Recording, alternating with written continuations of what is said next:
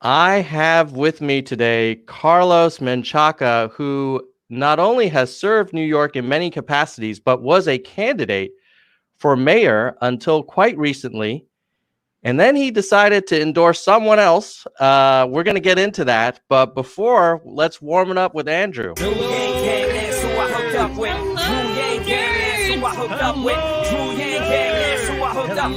no place to hide now that he's arrived. I'm saying he ain't playing now with this campaign. Bang, dang, it's and Drew, come roll with the Yang Gang. Drew Yang Gang, that's who I hooked up with. Drew Yang Gang, that's who I hooked up with. Drew Yang Gang, that's who I hooked up. Yo, there's no place to hide now that he's arrived. I'm saying he ain't playing now with this campaign. Bang, dang, it's and Drew, come roll with the Yang Gang. Hello, nerds! Hola, nerds! Hola, nerds! I love it. Carlos, how are you doing, sir? Oh, so good. I'm so good. I'm here in Red Hook, Brooklyn. So excited to talk to you. Well, I am delighted to have you join the Nerd Zone. I remember you were tweeting about some support for Andrew, and I was like, dude, I'd love to get you into the Nerd Zone. And I was thinking, man, he's gonna be like, who the hell is this dude? But I'm so happy that you agreed to come on. I love to engage our community, and not just our community, but our nerds for humanity. I mean, Yes. Come on, how can I not say yes to that? Great. Well, for those who are not as familiar with you, maybe we could start with just a little bit of background on how you arrived to where you are today, and your early beginnings. Well, my story begins in Texas, El Paso, Texas, border town, and that's where I grew up in a family of 7 brothers and sisters total. Single mom raised us in public housing, and it wasn't easy. Growing up in the border really taught me a lot about this international experience, and the border town really connected us to our family that partly lived in Mexico. And so much of how I think about the world is about borders, and how borders are constructed, and how borders are so divisive and have become more militarized. And so this is my birthplace, and I got involved in how I think about government because government was such a big thing in my life. Food stamps, healthcare, public housing, all of that. I saw government, and it worked for us. We were able to be successful in my family, and I went to college, first person in my family to go to college. So I moved out of El Paso because I came out as gay in high school, and I thought I need to get out of here to experience another place where it was just a little bit more friendly to be open. And I went to San Francisco, and that's where I met the Jesuits. So I got trained by the Jesuits at the Jesuit University of San Francisco, became an engineer and physics major, and then shifted to politics and performing arts. So I got a double major in performing arts and politics, graduated, and then got recruited into a public policy program in New York in 2004, and got seeded into the foundation of political life in New York, and have been growing in that space for the last 17 years. So that's my story, and I've been What a journey. Yeah, and organizing LGBT community members and immigrants and small businesses, and thinking about economic development, and really just thinking about how a city like New York is resilient. And that's why I'm excited to talk about everything we're going to talk about today. That's so cool. Yeah, I'm coming to you live from about 30 minutes south of San Francisco, and I'm guessing that must have been an interesting transition from Texas to San Francisco. that was a first of all, the water. I grew up in the desert, so here I am in this desert climate coming to the coast. And it's San Francisco, so you have this like misty experience. Summers are cold. The fog is a character in your life, and the people are just like the California people. There you go. All right, there's San Francisco. Thank you. And I just connected to nature in a whole different way. And it was just beautiful. California people are a particular kind, and one that I just love and embrace me.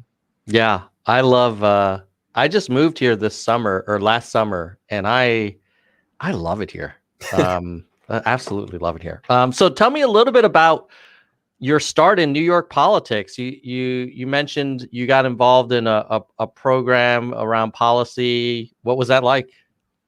Well, it's called Coro, and it's national. They have a fellows program. It's a fellows program, 1 year long. They have one in San Francisco, LA, St. Louis, New York, and so the New York team recruited me. And first of all, the transition from San Francisco to New York was another level of just intensity. And here I am working and thinking through how public policy gets shaped in the city of New York. And what they teach us is about the different sectors that influence and really move public policy: the union, the media, government, nonprofits, for-profits, campaigns, and how they structure ideas. And so very quickly I learned about how New York was shaping itself, and I got to pick where I ended up, and I was called by government. And I worked for the borough president, Marty Markowitz, at that time. And he's a character that's no longer in the political life right now, but he really represented a very particular kind of politician that was on the ground, very retail. I learned a lot about his energy that came from reflecting back the multiple cultures that are in New York through food and music and and dance, and really that was his way as an older Jewish man was able to kind of go into any community and be loved because he shared in their cultural experiences. And I saw that, and I love that. And so this is how we thought about economic development, and how we thought about helping some of the most vulnerable community members. And that really taught me a lot. And so when did you tell me about the decision to run for mayor? So you're on the New York City Council. That's a pretty busy job. Everybody is running for mayor. How did you decide to run? Yeah, well, it feels like that right now, that everybody decided to run. Yeah. When I first ran for office in 2013, I was coming in as an organizer. I had been working in government for a while now, almost 10 years, and Sandy hit New York. And I saw my neighborhood and our community devastated. And it was really traumatizing for a lot of people to see how water just came in. The surge filled the neighborhood with 8 feet. This is Red Hook, and just destroyed people's lives. And it took a while for the government to respond. I was very disappointed in how a government that I was working for just couldn't get it together.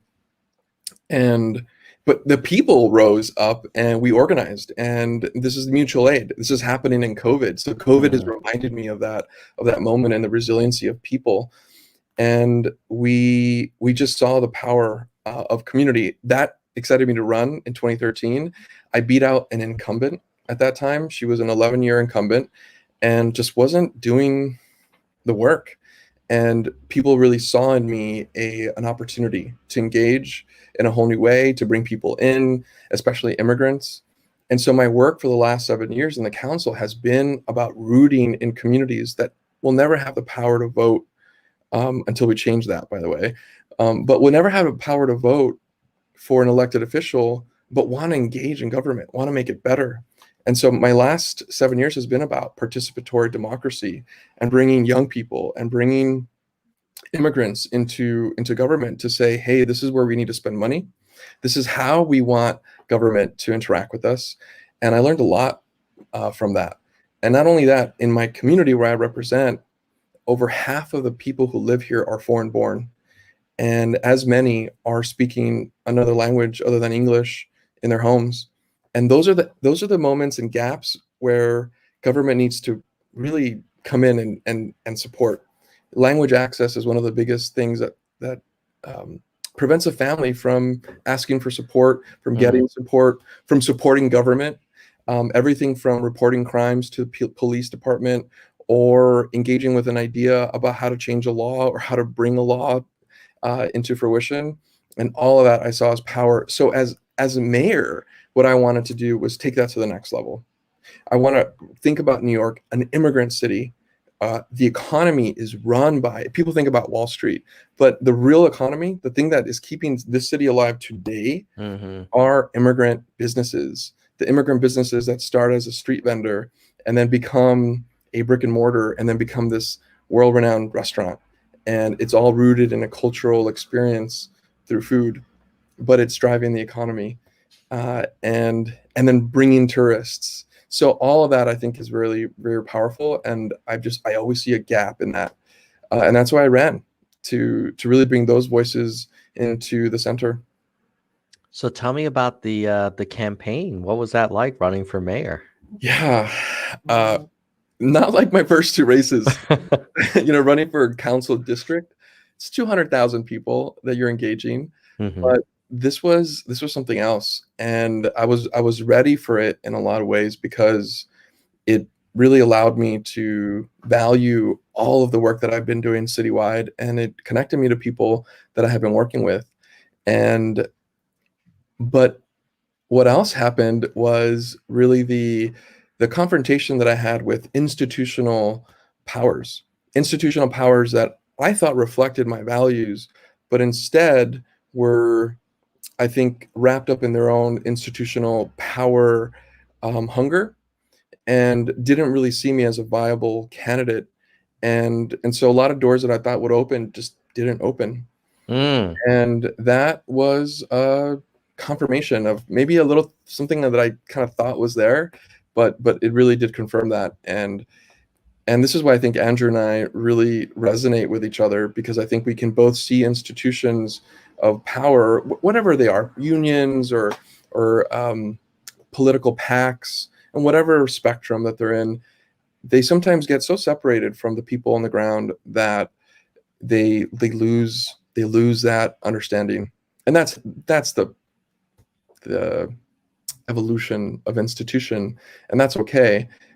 That's where we need folks like myself and Andrew and others that are going to say, we're going to root in communities. We're going to root with people. We're going to give people power. We're going to bring them universal basic income so that they can make their own decisions about how to best support their family. And that is what really led me to Andrew and opened up a door for us. So when you ran for city council, you were facing an incumbent that I imagine had relationships with a lot of the kind of foundational influential organizations and things like that. And you found a way to overcome it. What do you think was different this time? Well, one, there were a lot of other candidates that were in the race at that point. So this is October when I launched my race. There weren't that many at that point, or many that I even knew were running. And there were some folks that you know about now, like Scott Stringer and Eric Adams. And these are two other elected officials. There were only 3 elected officials running for mayor, and I was one of them. And so I really had to compete in a space where they had already laid groundwork for many, many years. And you saw that with endorsements and support. And so that's a hard thing to penetrate in this space when people have history and promises that are made 10 years ago about something that happened. And I get that, I was trying to confront and really bring another avenue for fresh energy, different energy. And so I think that's what was happening. When I ran for council, the incumbent and I were the only 2 people in the race.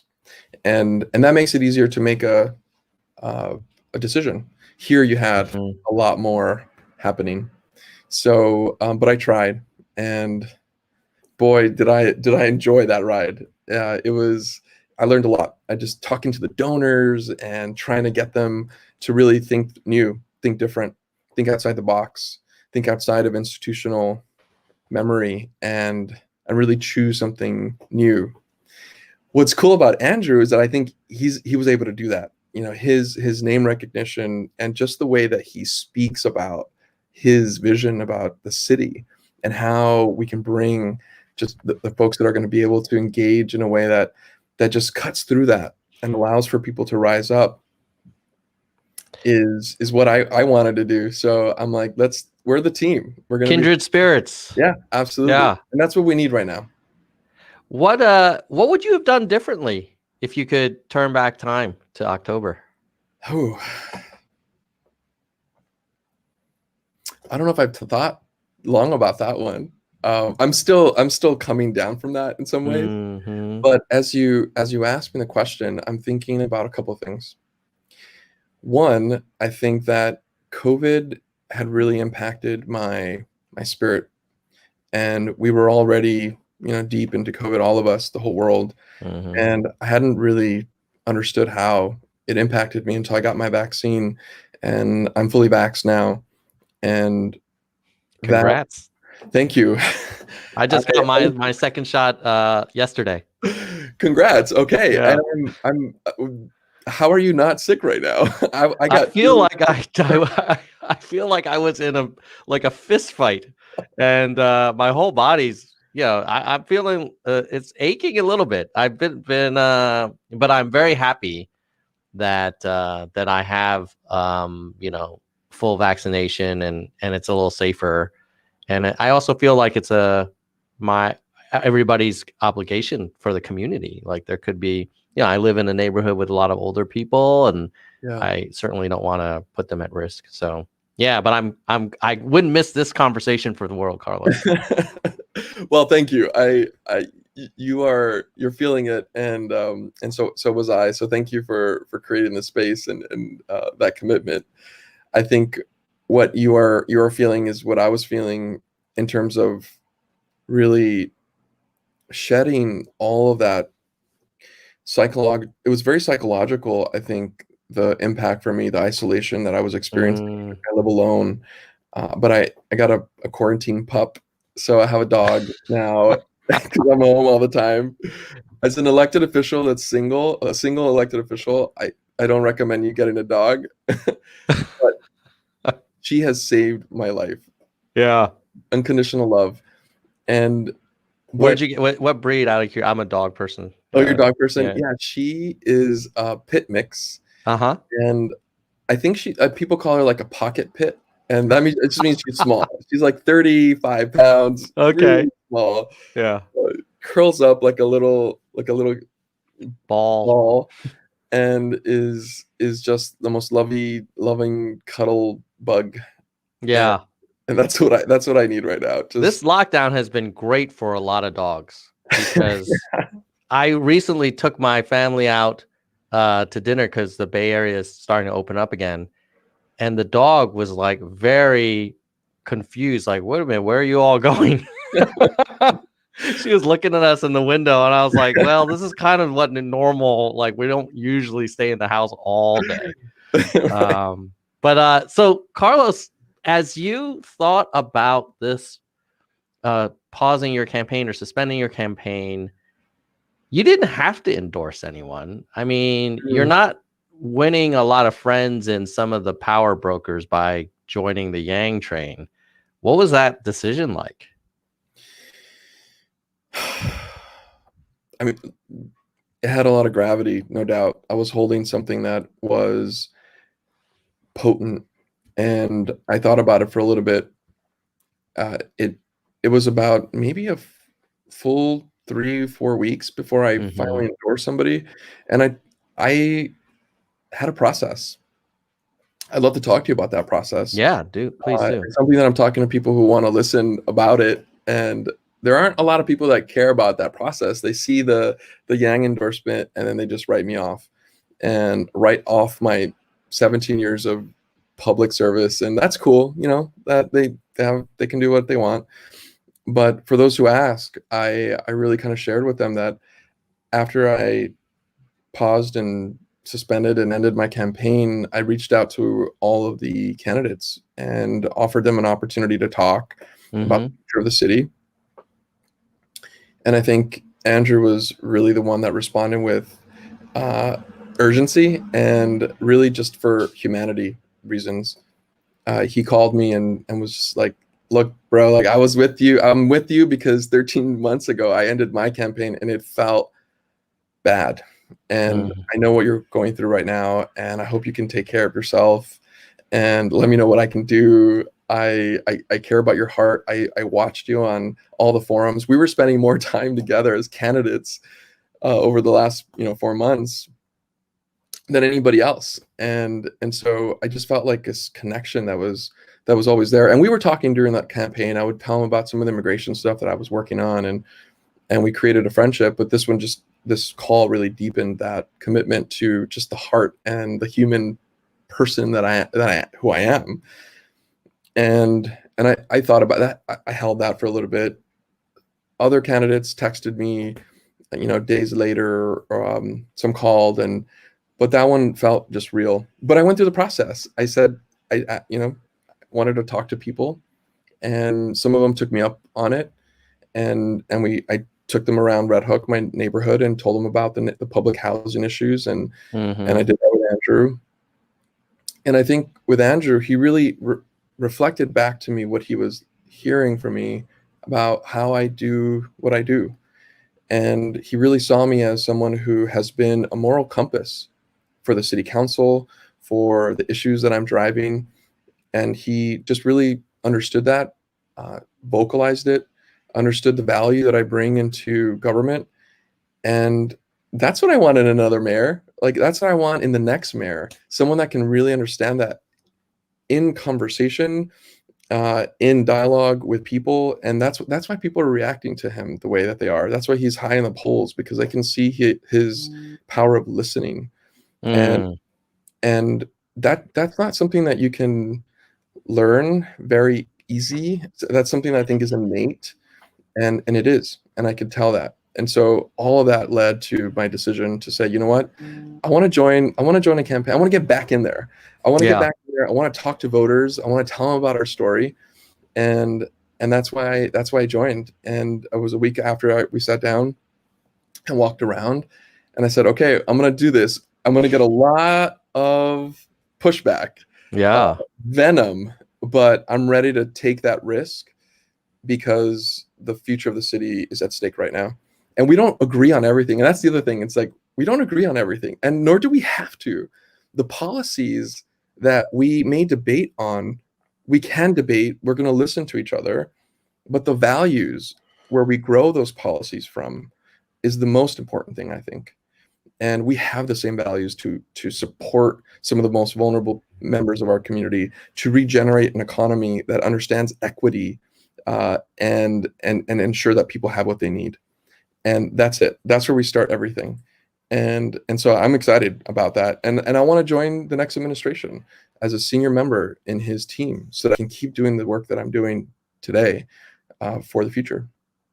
What did you learn about him through all those forums? Like, are there sides of Andrew or kind of nuances that you picked up because of all of that time with him that you're like, oh yeah, this guy's got something that may not be obvious to, because a lot of New Yorkers aren't familiar with him, and he hasn't been in New York City politics in any way for a while before.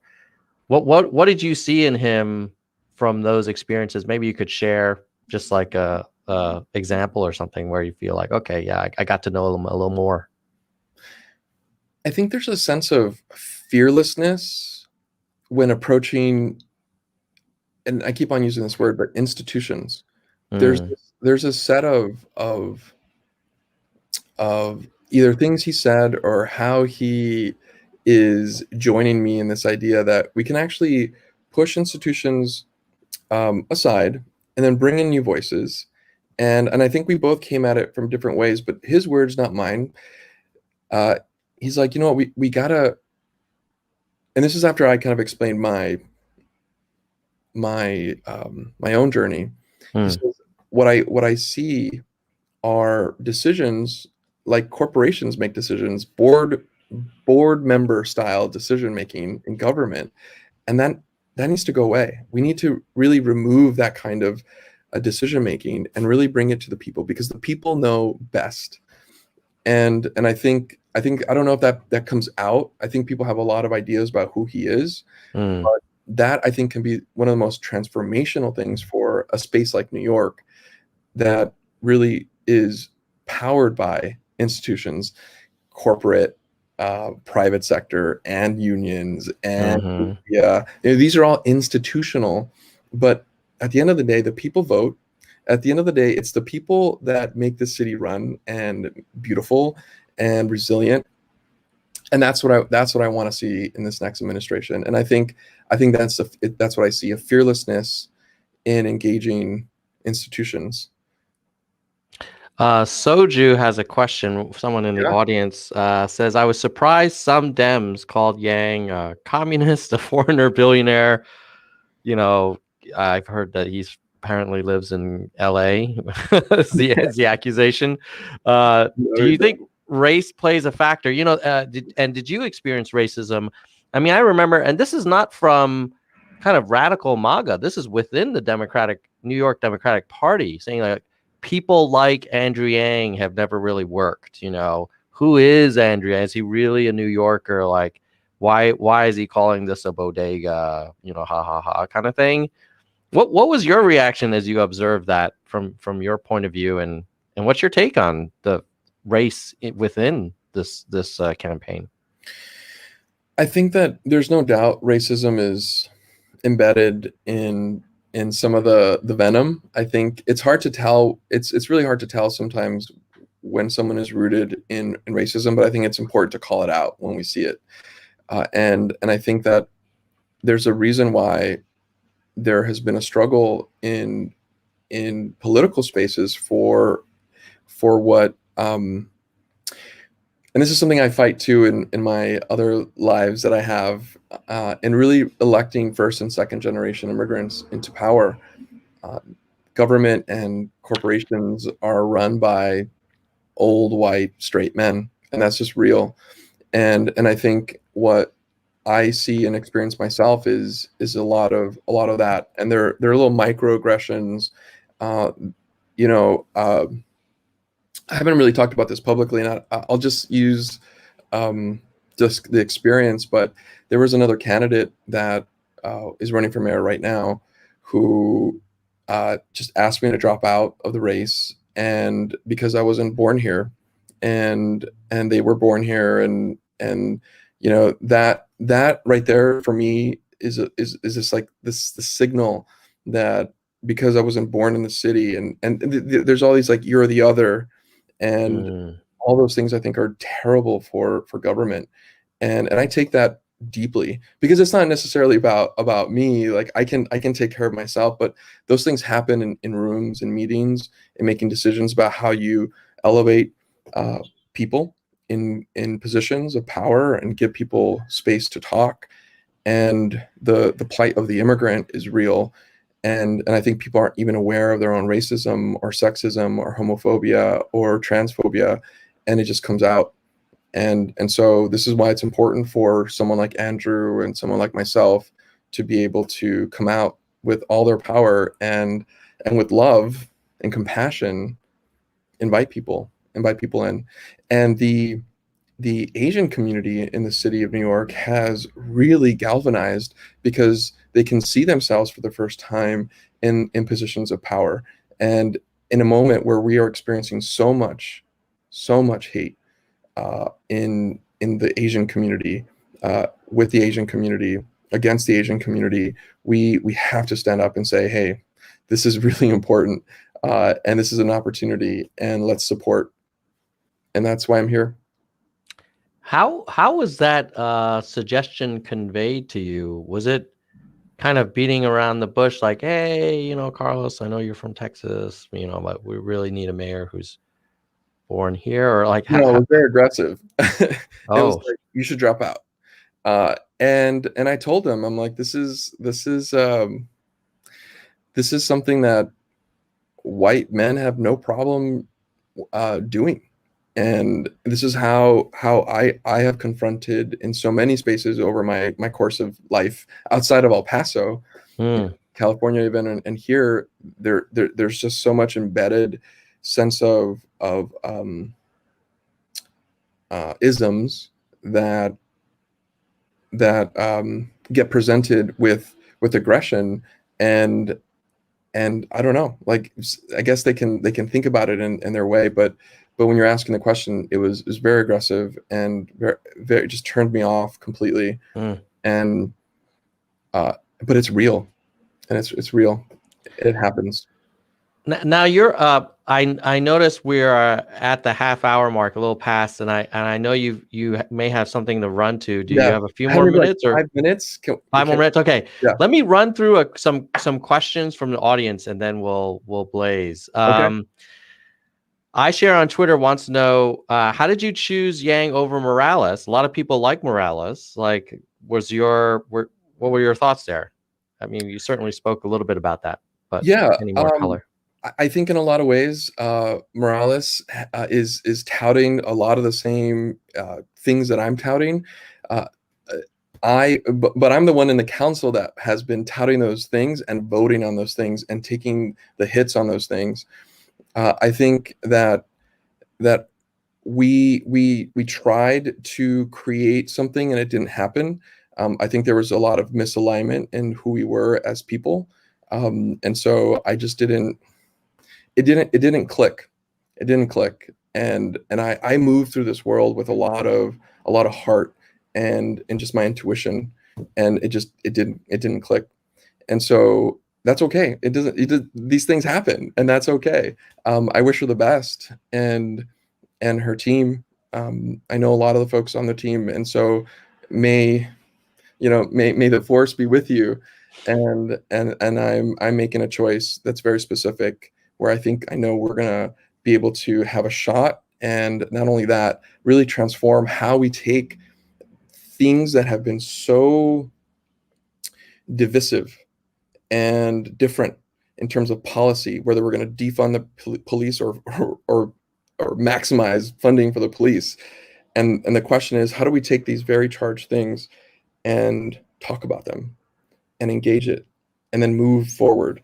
And that's what I'm interested in, because I do believe that we need to abolish ICE. I do believe that we need to defund the NYPD. Those are the things that I believe as a person, but I'm going to be able to engage with someone who thinks about it differently, and then we're going to move somewhere. And that's what I want, and that's what I see in Andrew, and the administration he's going to pull together, and the team that we're going to need to be able to neutralize some of these conversations and then move them forward. Yeah, well, if there's anything I've noticed about Andrew, it does seem like he is not dogmatic to the extent that, he has to hold these very specific policy positions. He seems pretty like more of a problem solver, trying to understand root cause and figure stuff out together, which is great. Another question from the audience is, who else do you think might be in the Yang administration from the people running for mayor right now? I know Yang's got in trouble for suggesting that he would like to work with some people. Yeah. But what are your thoughts? I don't know. I really don't know. I think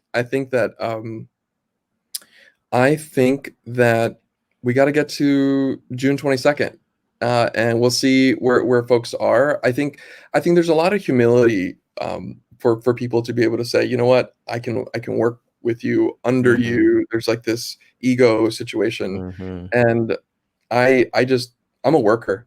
At the end of the day, I will always be a worker, even though I was a council member with power or whatever. Like I always treat myself with that kind of role, beginner's mind, a worker. I'm on the ground, and whether I have power or not, I'm gonna root myself there.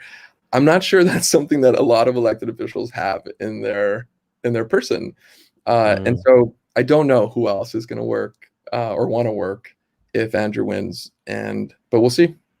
I think the invitation will be there.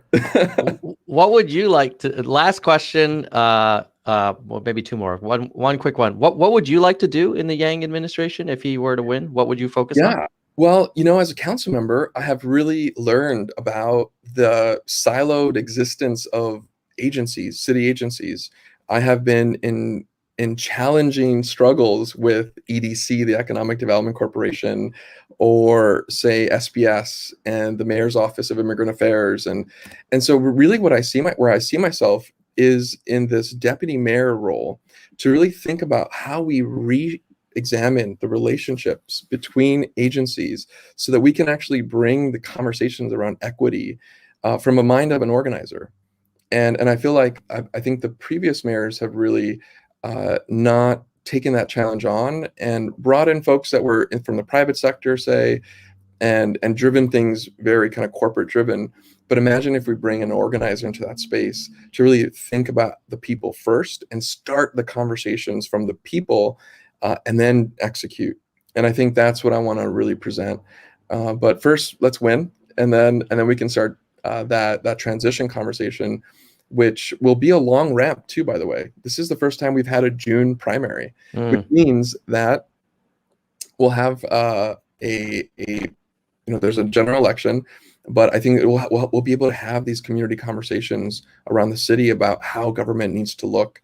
And as someone who has deep commitment to participatory democracy, I am ready for that. You sound ready, Carlos. I'll be excited to see how it all plays out. What any closing thoughts? Some people were asking, hey, does this guy have a website? How do I learn more about him? Yeah, well, how about I can give you my email address. I'm on social media. Follow me on Twitter at Menchaca, and on Instagram at Menchaca. And I'm engaging. Engage me there. I haven't built a new site for Carlos2021.com is my mayor site. You can go there and sign up. I'm still signing people up, but let's keep working. So at C Menchaca on Twitter. That's right. And then without the C on Insta. That's right. Got it. Well, Carlos, it's been a pleasure having you on the show. Thank you so much for carving out time to jump on this kind of random podcast out there on the interweb. I love it. With that, we're going to say goodbye, nerds. Goodbye, nerds.